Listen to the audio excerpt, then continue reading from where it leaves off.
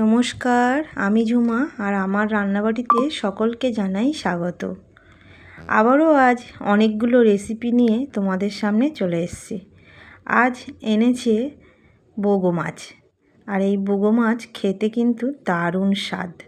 প্রথমে মাছে তো নুন হলুদ মাখাচ্ছি, আর আজ সব কিছু কুটে কেটে রেডি করে নিতে পারিনি, তাই কাটাকুটিও চলছে আর এখানে রান্নাও চলছে। প্রথমে তো মাছে নুন হলুদটা মাখিয়ে নিলাম। এবার কড়াতে তেল গরম করে মাছগুলো একে একে ভালোভাবে দিয়ে ভেজে নেব। শাক বাছতে তো একটু সময় লাগে, আর আজকে এই যে বোগো মাছের ঝাল হবে, আর উচ্ছে দিয়ে লাল শাক চচ্চড়ি হবে। এই লাল শাকের উচ্ছে দিয়ে তরকারি খেতে দারুণ হয়।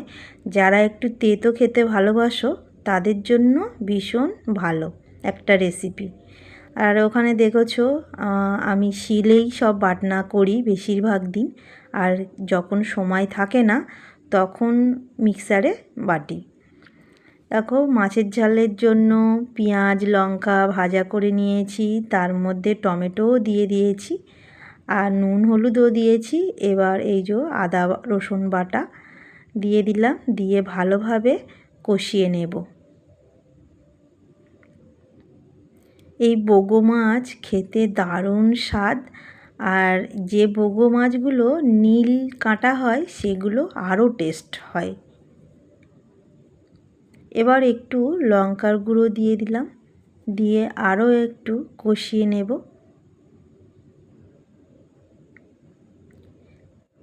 কষানো হয়ে গেছে, দিয়ে দিলাম জল।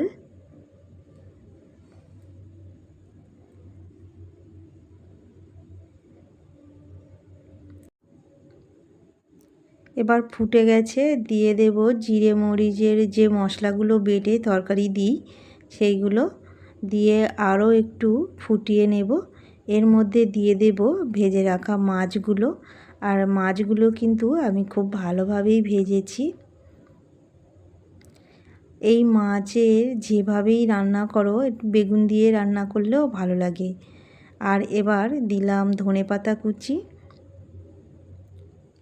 আর অল্প একটু মিট মশলা দিয়ে নামিয়ে নেব। আমার হয়ে গেছে বোগো মাছের ঝাল।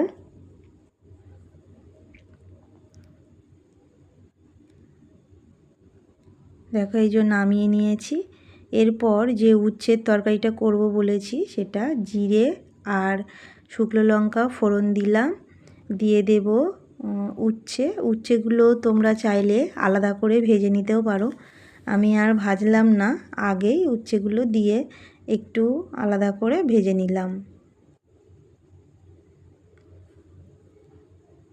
এবার দিয়ে দিলাম পেঁয়াজ কুচি, আর আরও সবজি দিয়েছি। এখানে বরবটি আছে, আর একটা ঝিঙে আর একটা আলু দিয়ে দিলাম, দিয়ে ওই উচ্ছের সাথে ভালোভাবে এগুলোকেও ভেজে নেব।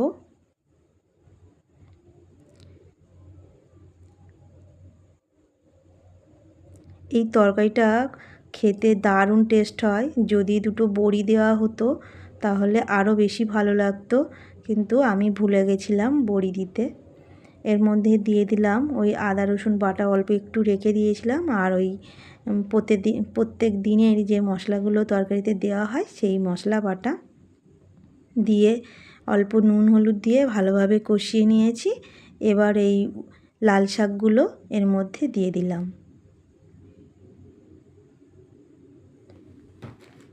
দিয়ে নাড়িয়ে চাড়িয়ে নেব একটু।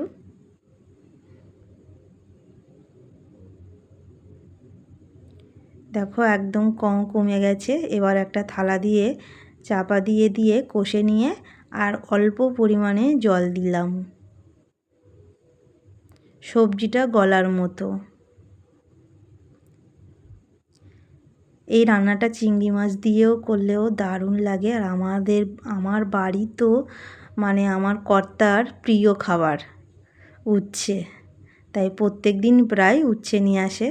কিন্তু লাল শাক দিয়ে অনেক দিন পরেই খাওয়া হয়, আর খেতে দারুণ হয়। আমার এই রকম ধরনের ভিডিও দেখতে হলে সাবস্ক্রাইব, লাইক আর শেয়ার অবশ্যই করবেন, আর ভালো লাগলে কমেন্ট করবেন।